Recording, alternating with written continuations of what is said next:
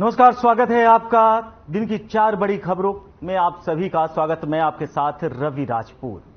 वहीं पहली खबर G20 से जुड़ी है। बस कुछ ही वक्त बाद G20 का शानदार आगाज होने वाला है। दूसरी खबर सीएम के हिसार दौरे से जुड़ी है और तीसरी खबर रेवाड़ी से है, जहां रेवाड़ी में बदमाश बेखौफ हो गए, लोगों की हत्या करने से पीछे नहीं हट रहे। वहीं चौथी खबर फरीदाबाद से है, जहां डीजीपी ने खुद प्रेस कॉन्फ्रेंस कर कहा कि भ्रष्ट पुलिसकर्मियों की अब खैर नहीं। तो आज इन्हीं 4 बड़ी खबरों पर हम चर्चा करेंगे और इसकी एक एक जानकारी से आपको रूबरू कराएंगे। तो पहली खबर भारत पर दुनिया की नजर, और दूसरी खबर सीएम का जनसंवाद कार्यक्रम, तीसरी खबर रेवाड़ी में बेखौफ बदमाश, और चौथी खबर भ्रष्ट पुलिसकर्मियों की अब खैर नहीं। वहीं अब G20 का आगाज हो रहा है, जिसे लेकर दुनिया की नजर भारत पर टिकी हुई है उसे। वहीं दूसरी खबर सीएम मनोहर लाल ने जनसंवाद कार्यक्रम का आयोजन किया, जिसमें लोगों से उन्होंने मुलाकात की। वहीं दिव्यांगजनों को उन्होंने कृत्रिम अंग वितरित किए। और तीसरी खबर सीएम मनोहर लाल ने इसके पहले ही हिदायत दे दी थी कि अब जो अपराधी हैं उनकी अब खैर नहीं होगी। हरियाणा पुलिस एक एक अपराधियों को ढूंढकर उनका इनकाउंटर करेगी, उन्हें सलाखों के पीछे भेजेगी। रेवाड़ी में बेखौफ बदमाशों को पुलिस ने वही जवाब दिया। वहीं पुलिसकर्मियों की अब आपको बता दें कि जो भ्रष्ट पुलिसकर्मी हैं उनका खैर नहीं। सीएम मनोहर लाल ने पहले ही यह निर्देश जारी किया है कि जो भी पुलिसकर्मी अपने दायित्व का निर्वहन नहीं करेगा, उनका दो ही, या तो वो अपने घर बैठेंगे या फिर उनके लिए भी रास्ता वही होगा जो एक चोर और माफियाओं का होता है। तो आज इन्हीं 4 बड़ी खबरों पर हम चर्चा करने वाले हैं। भारत पर दुनिया की नजर, सीएम का जनसंवाद कार्यक्रम, रेवाड़ी में बेखौफ बदमाश, भ्रष्टाचार, पुलिसकर्मियों की अब खैर नहीं। वहीं बढ़ते हैं पहली खबर की ओर, जहां G20 शिखर सम्मेलन की तैयारी पूरी हो चुकी है। अब बस इंतजार है तो G20 के आगाज का। भाग लेने वाले देशों के राष्ट्र अध्यक्ष दिल्ली पहुंच गए हैं। इस बीच बड़ी जानकारी सामने आई है कि पीएम मोदी G20 शिखर सम्मेलन में कुल 15 बैठक करेंगे। आज पीएम मोदी कुल 3 दिन देशों के राष्ट्र अध्यक्ष के साथ द्विपक्षीय वार्ता करेंगे, जिसमें अमेरिका, बांग्लादेश और मॉरिशस के राष्ट्रपति व प्रधानमंत्री शामिल होंगे। वहीं 9 सितंबर को G20 बैठकों के अलावा पीएम यूके, जापान, जर्मनी और इटली के साथ द्विपक्षीय बैठकें करेंगे। और 10 सितंबर को पीएम फ्रांस के राष्ट्रपति इमैनुअल मैक्रों के साथ वर्किंग लॉन्च मीटिंग करेंगे। तो प्रधानमंत्री नरेंद्र मोदी पूरी तरीके से G20 को लेकर एक्शन में है। कब, कैसे कैसे, किन देशों के राष्ट्रपति और वहां के प्रधानमंत्रियों के साथ बैठक है, उसका पूरी तरीके से शेड्यूल भी जारी हो चुका है। दुनिया की नजर अब भारत पर है। G20 के शिखर सम्मेलन को लेकर भारत के प्रधानमंत्री और भारत के अन्य राज्यों की आज 1 साल पहले से ही तैयारियां हो रही थी। अब वो समय आ गया है आगाज का, जब दुनिया की नजर भारत पर है। प्रधानमंत्री नरेंद्र मोदी ने पहले ही यह कह दिया था, यह भारत का स्वर्णिम काल है। इसे लेकर पूरी तरीके से दुनिया की नजरें भारत पर टिकी है। भारत इसी G20 शिखर सम्मेलन में अध्यक्षता करेगा और अलग अलग देश के जो प्रतिनिधि हैं उनके साथ बैठक करेगा और अपनी जो रणनीति है उसे दुनिया को बताना और दिखाना। जो विश्व गुरु का सपना भारत देख रहा है, वो G20 के माध्यम से शुरुआत होने वाली है। तो आज अब धीरे से G20 के शिखर सम्मेलन की शुरुआत होने वाली है, जिसकी नजर दुनिया भारत पर देख रही है। वही तमाम राज्यों में आज से नहीं, 1 साल पहले से ही G20 को लेकर शिखर सम्मेलन हो रहे थे। जगह जगह लोगों को सुरक्षा व्यवस्था की अगर हम बात करें तो दिल्ली, नोएडा, गाजियाबाद से लेकर गुरुग्राम, दिल्ली के आसपास क्षेत्रों में पूरी तरीके से सुरक्षा के पुख्ता इंतजाम किए गए हैं।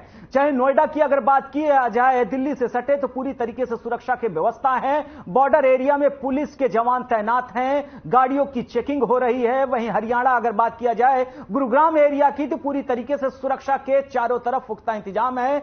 और G20 को लेकर जो विदेशी मेहमान हैं, अब उनके आने की प्रक्रिया शुरू हो चली है। अब वो विदेशी मेहमान धीरे से दिल्ली में आगमन करेंगे। उसके बाद इस बैठक की अध्यक्षता प्रधानमंत्री नरेंद्र मोदी करेंगे। कुल मिलाकर ये जो 3 दिन का समय है बेहद महत्वपूर्ण है। लोग, सबकी निगाहें, विश्व की निगाहें इस समय भारत और दिल्ली पर टिकी हैं। लोग देख रहे हैं। वही दिल्ली को एक खूबसूरत ढांचे की तरीके से सजाया गया है। दिल्ली की सड़कों पर लाइटों का बेहतर इंतजाम किया गया है। वहीं जो अलग अलग देश के प्रतिनिधि भारत आने वाले हैं, यह माना जा रहा है कि ये प्रतिनिधि भारत जब आएंगे तो एक बार भारत की जो तस्वीर और दिल्ली की तस्वीर देखकर ये खुद ये कहेंगे वाकई भारत बदल रहा है, भारत का स्वर्णिम काल शुरू हो चुका है। प्रधानमंत्री नरेंद्र मोदी का जो सपना है वाकई अब पूरा हो रहा है। देश लगातार G20 को लेकर अपना अगला कदम बढ़ा रहा है। प्रधानमंत्री, अगर कहा जाए अमेरिका के राष्ट्रपति जो बाइडेन भारत दौरे पर, और फ्रांस के, ऑस्ट्रेलिया के, जर्मनी के, इटली के, अलग अलग देशों के राष्ट्रपति प्रधानमंत्री भारत आएंगे और वो भारत की तस्वीर को देखेंगे और भारत की सोच को देखेंगे। प्रधानमंत्री नरेंद्र मोदी G20 को लेकर समय समय पर भारत के तमाम, चाहे विपक्ष के नेता हो या पक्षधर सत्ता पार्टी में हो, सभी को यह बता चुके हैं कि G20 का भारत के इतिहास में, भारत के भविष्य के लिए कितना बड़ा महत्व रहने वाला है। तो G20 की शुरुआत हो चुकी है, जिसका आगाज आज से होने वाला है। प्रधानमंत्री समेत देश के गृह मंत्री, रक्षा मंत्री, स्वास्थ्य मंत्री, तमाम क्षेत्रों के जब बड़े मंत्री हैं और कुल मिलाकर अलग अलग जो इंटेलिजेंस है पूरी तरीके से सतर्क है और G20 को एक सफल कार्यक्रम बनाने की कवायद की जा रही है।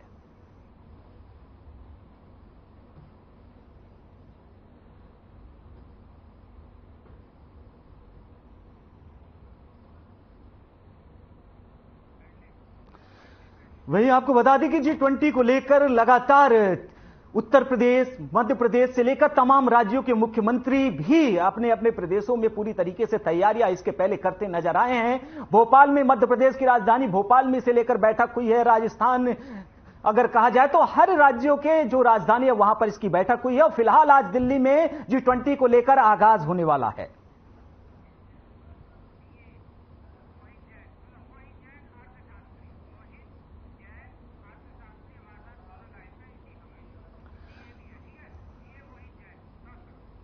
वहीं इस खबर पर चर्चा करने के लिए हमारे साथ सीए मोहित जैन जी जुड़ रहे हैं। मोहित जी, आपका बहुत बहुत स्वागत है। सवाल वही G20 को लेकर विश्व की नजरें भारत पर टिकी है, अब आज से आगाज होने वाला है, क्या कुछ कहेंगे मोहित जी?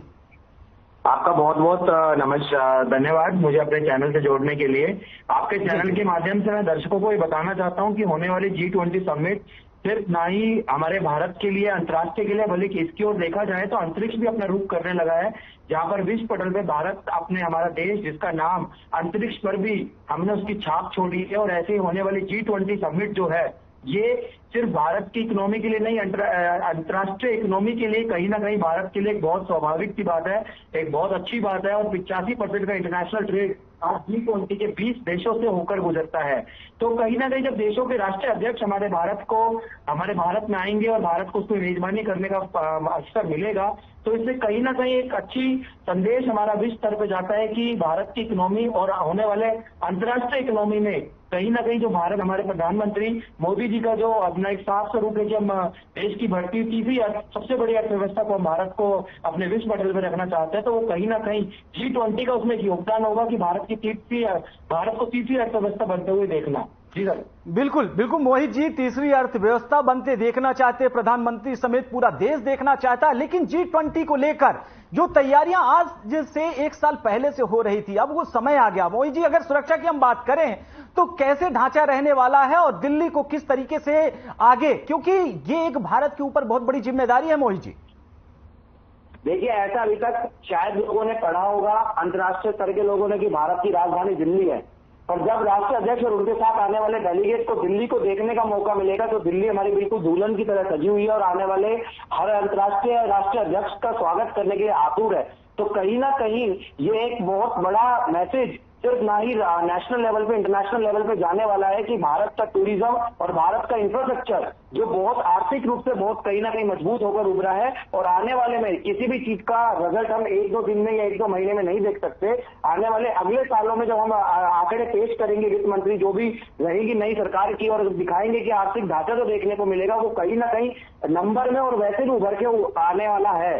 और अगर इसमें देखें तो जो G20 समिट है, ये सिर्फ भारत देश के साथ साथ भारत के जितने भी राज्य हैं उनके लिए कहीं ना कहीं एक बहुत बड़ी अपॉर्चुनिटी, एक बहुत बड़ी संदेश है विश्व स्तर पे जाने के लिए कि भारत आर्थिक रूप से मजबूत हो रहा है, डेवलपिंग इकोनॉमी से डेवलप्ड इकोनॉमी के लिए बढ़ने के लिए आगे कहीं ना कहीं अग्रसर है।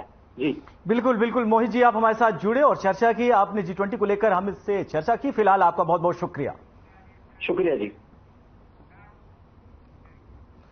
बढ़ते हैं अगली खबर की ओर, जहां सीएम मनोहर लाल के 3 दिवसीय हिसार दौरे का आगाज आखिरी दिन है। सीएम ने गांव गुराना में लोगों से सकारात्मक संवाद के साथ दिन की शुरुआत की। इस अवसर पर दिव्यांगजनों को सहायक उपकरण वितरित किए। साथ ही ग्रामोत्थान में अपनी महत्वपूर्ण भूमिका निभा रही स्वयं सहायता समूह की बहनों से चर्चा कर उनका उत्साहवर्धन किया। इसी के साथ सीएम ने गुराना की तहसील हांसी में से बदलकर बरवाला करने की घोषणा की है। तो वहीं सीएम ने गांव खानपुर में भी जनसंवाद किया। साथ ही खानपुर की 100 एकड़ भूमि पर पद्मा योजना के तहत औद्योगिक क्षेत्र विकसित करने की घोषणा की है। इस योजना के शुरू होने से खानपुर और आसपास के गांव में एमएसएमई इकाई को बढ़ावा मिलेगा। साथ ही बेरोजगारों को रोजगार के अवसर प्राप्त हो सकेंगे। योजना के तहत गांव खानपुर की पंचायत 100 एकड़ भूमि देने का प्रस्ताव देगी। तो वहीं सीएम ने कहा कि शहरी क्षेत्र में शामिल हुए गांवों की खेतों के रास्तों को पक्का करने के लिए प्रदेश स्तर पर योजना बनाई जाएगी। इस योजना से शहरी क्षेत्र में शामिल गांव के खेतों के रास्तों को पक्का किया जाएगा ताकि किसानों को फसल लाने व ले जाने में सुविधा हो सके।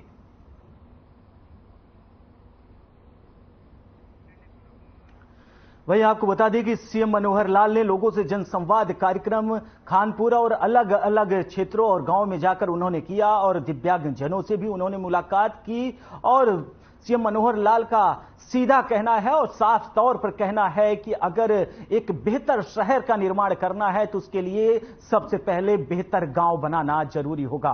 वहीं सीएम मनोहर लाल ने दिव्यांगजनों से भी मुलाकात की। उनसे प्रदेश सरकार की दी हुई सुविधाओं के विषय में भी उन्होंने चर्चा की, उनसे पूछा और उनके लिए जो एक सहायता के लिए साइकिल होती है वो उन्होंने वितरित किए। तो सीएम मनोहर लाल लगातार लोगों से जनसंवाद कार्यक्रम कर रहे हैं, लोगों के सुझाव ले रहे हैं, जनता से उनके द्वारा किसी भी तरीके से प्रदेश सरकार में जो योजनाएं सरकार चला रही है उसे लेकर भी जानकारी प्राप्त कर रहे हैं।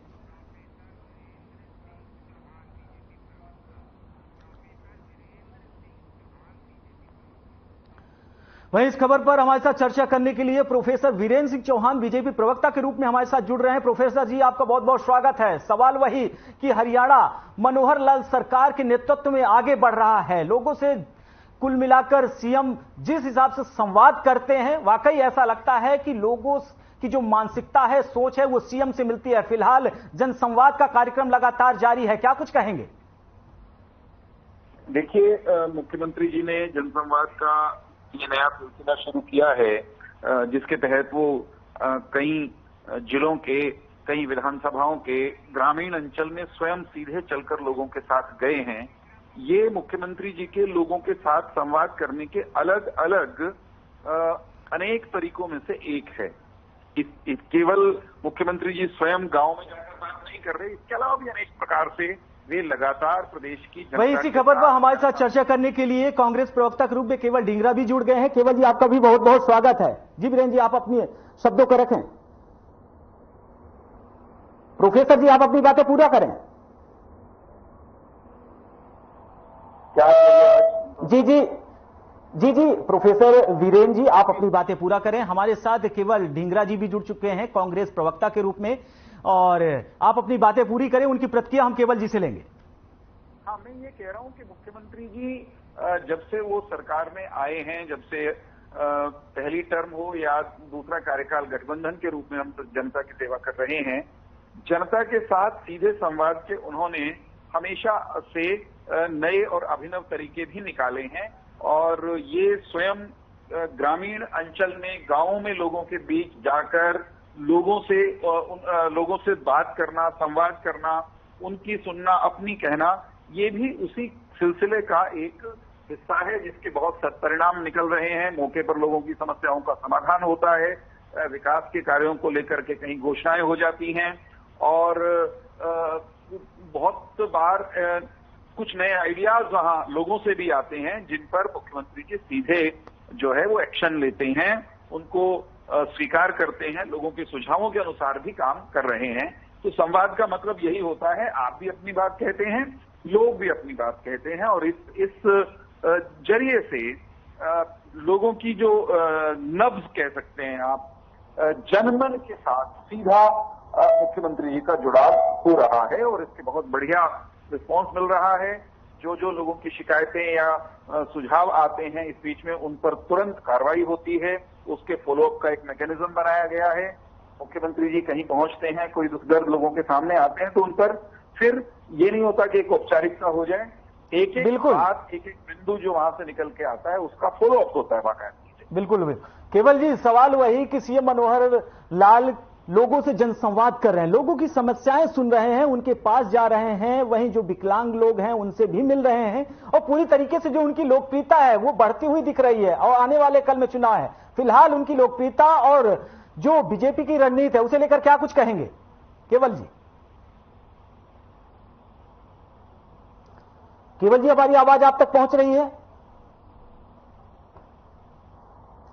फिलहाल केवल जी तक हमारी आवाज नहीं पहुंच रही है। वीरेंद्र जी, आपके पास आना चाहेंगे। आने वाले कल में विधानसभा का चुनाव है, सीएम का ये लगातार लोगों से जनसंवाद करना, लोगों से मिलना, आप कितना ये समझ रहे हैं आने वाले कल में चुनाव में ये कारगर साबित होने वाला है?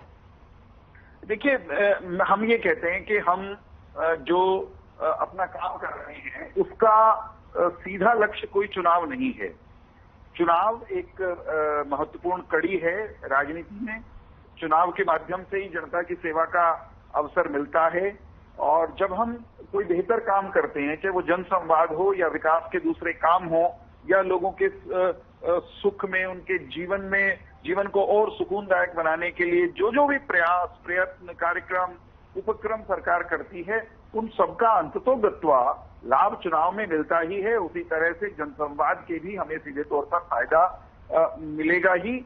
मगर फिर से कहूंगा, बहुत ईमानदारी से कह रहा हूं, जनसंवाद हो या लाभार्थियों से टेलीफोन पर ऑडियो कॉन्फ्रेंस के माध्यम से हर शनिवार कई हजार, 8, 10,000, 15,000 लोगों से बात करना मुख्यमंत्री जी का, या फिर हमारी सीएम विंडो हो जिसके माध्यम से लोगों की शिकायतें हम दूर करते हैं, ये सबके सब उपक्रम, ये सबके सब माध्यम हैं हरियाणा के लोगों के जीवन में सुख की वृद्धि करने के, उनके जीवन को आसान बनाने के, उनके जीवन को आनंदमय बनाने के।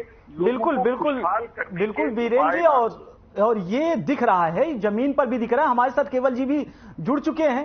केवल जी, सवाल वही कि लगातार जो सीएम मनोहर लाल लोगों से जनसंवाद कर रहे हैं, उनकी लोकप्रियता, लोगों की समस्याएं सुन रहे हैं, वहीं हरियाणा में तमाम चीजों को लेकर आपकी पार्टी समय समय पर सवाल उठाती रही है। फिलहाल क्या कुछ कहेंगे आप?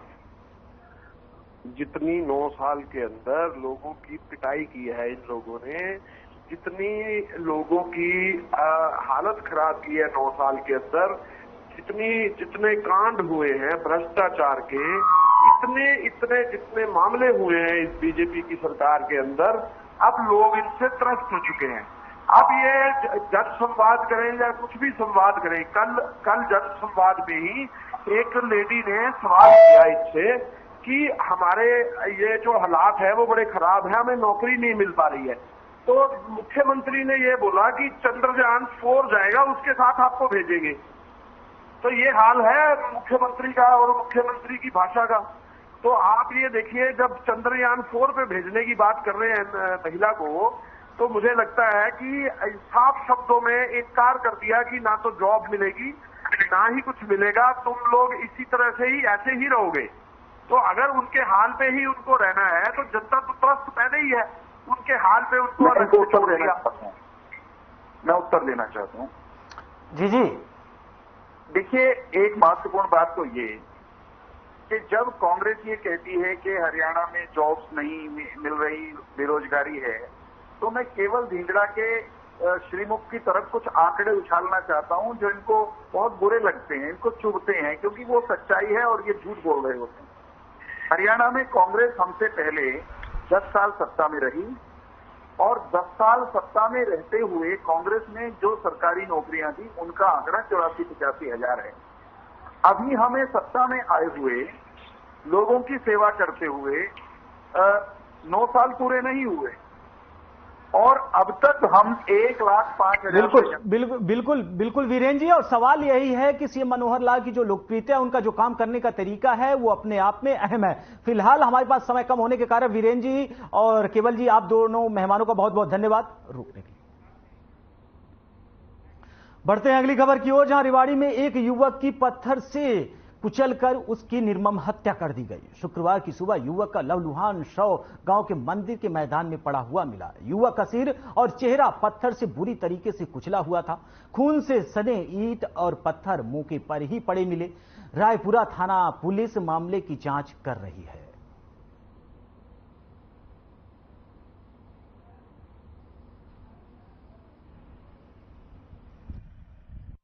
और सर बिल्कुल उसका कुचला हुआ था, और उसकी जो शिनाख्त है वो उसके कपड़ों से शरीर को देख के हुई है कि बहुत ये जो मिट्टी डली हुई है, यहाँ पे खून था सारी तरफ, इतना भारा पत्थर था, उससे सर को कुचला गया है इसका। और ये धानक जाति से संबंध रखता था लड़का। ये गौरव जो बोतवा से हिर कर रहने वाला है, इसकी बॉडी यहाँ पे मिली है सती मंदिर के पीछे जो ग्राउंड है उसमें। तो अभी उस पर कार्रवाई की जा रही है और शक के आधार पे जो भी जिस पे शक है उनसे पूछताछ की जा रही है। और बढ़ते हैं अगली खबर की ओर, जहां हरियाणा के डीजीपी सत्यजीत कपूर ने कहा कि 112 डायल पर अब महिलाओं को अपना एड्रेस बताने की जरूरत नहीं पड़ेगी। इसको लेकर सीएम मनोहर लाल ने इसकी शुरुआत कर दी है। 112 पर डायल करते ही महिला का नंबर और पता अपने आप कंट्रोल रूम में आ जाएगा और उसको जल्द से जल्द मदद पहुंचाई जाएगी। जो कामकाजी महिलाएं हैं या देर रात तक उनको कहीं काम से जाना पड़ता है, तो वह महिलाएं अपने आप को 112 पर रजिस्टर्ड कर सकती है, ताकि जरूरत पड़ने पर डायल करते ही पुलिस उनकी मदद के लिए पहुंच सके। सत्यजीत कपूर ने बताया कि ग्रामीण प्रहरियों की मदद से ऐसे नशा तस्करों और नशा करने वालों पर भी नजर रखी जाएगी और उनको भी मुख्य धारा से जोड़ने का काम किया जाएगा। ग्राम प्रहरी यह भी सूचना पुलिस को दे देंगे जो युवक बिना कारण ही अपनी धाक जमाने का काम करते हैं और लोगों को बिना वजह परेशान करते हैं। 112 पे कॉल करके कोई 112 पे कॉल करके कोई ऐसी समस्या आ सकती है जो उनको जरूरत पड़े 112 पे कॉल करने की, तो उस वक्त उनको अपना नाम बताने में, अपना पता बताने में समय ना लगाना पड़े, तो आज से ही रजिस्टर कर सकते हैं। तो कोई भी वर्किंग वुमन है या कोई पीजीज हैं लड़कियों की, एजुकेशनल ये स्टूडेंट्स हैं जिनको लेट नाइट भी चलना पड़ता है, घर से बाहर रहना पड़ता है, तो वो 112 पे नॉर्मल कॉल करके अपने आप को रजिस्टर कर सकते हैं। फिलहाल इस बुलेटिन में हमारे साथ इतना ही। नमस्कार।